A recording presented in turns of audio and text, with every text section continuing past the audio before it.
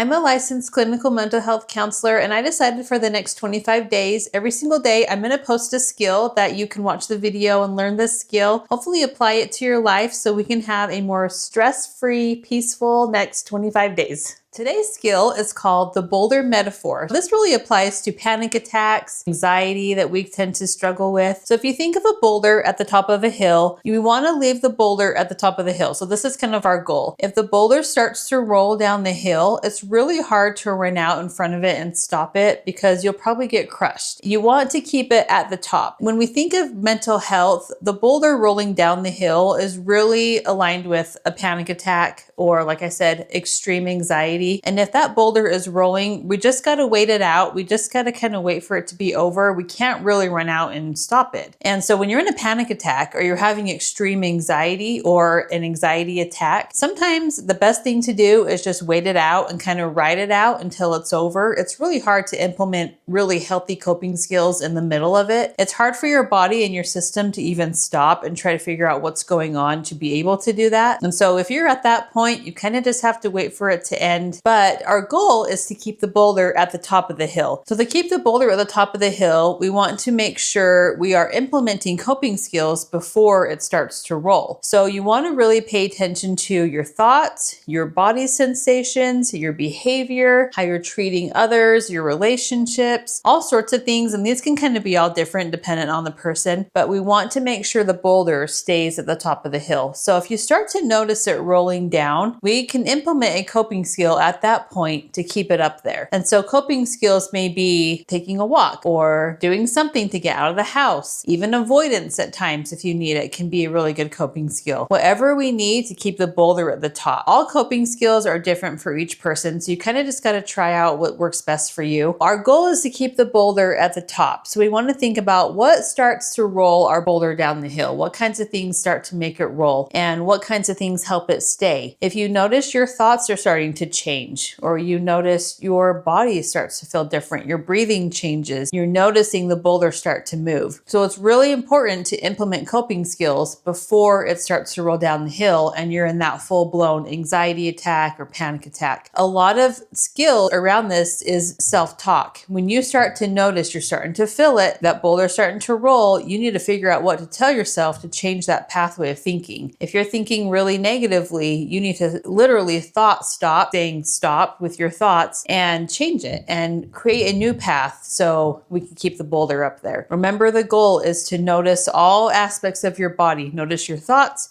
notice your senses, notice your behavior and your emotions. And when you are more aware of these, you're able to keep the boulder at the top of the hill and we can avoid those extreme panic attacks. We can avoid that extreme anxiety. Another part of this is when you label what you're feeling and you're naming it, it can reduce how intense it can feel. So if you're feeling anxiety, if you just tell yourself, this is what anxiety feels like, this is what my body feels like, it automatically reduces that anxiety just by naming it like that. So the more that we're getting used to noticing our boulder and what keeps it at the top of the hill, and then naming those symptoms and those emotions that we feel, not only do we keep the boulder at the top by implementing coping skills, but we're able to just give it a name and it can reduce how intense these emotions can feel anyway. Always keep in mind the boulder. Keep it at the top of the hill. Remember, it's okay if it falls down. Sometimes that happens. We have days where our boulder is just rolling down the hill. It's really hard to stop it. Try to do what you can to slow it down. Just know sometimes you just got to kind of wait it out. The important thing is that if it is rolling, let yourself feel those emotions. Let yourself feel that anxiety and feel that panic. As long as your body is able to work through those emotions, it's going to calm down a lot quicker. So you can kind of think the hill will end a lot sooner if you're just letting yourself sit with those emotions that are feeling like very overwhelming and just let yourself feel it. Notice where you feel it in your body, label it. The hill, the ending will come sooner and the boulder will stop, and then we can put it back up on the hill again. So this is the goal for today. Make sure you try to implement this and let me know if you have any questions, and make sure you subscribe and watch for the next skill coming tomorrow. And I hope you have a great day.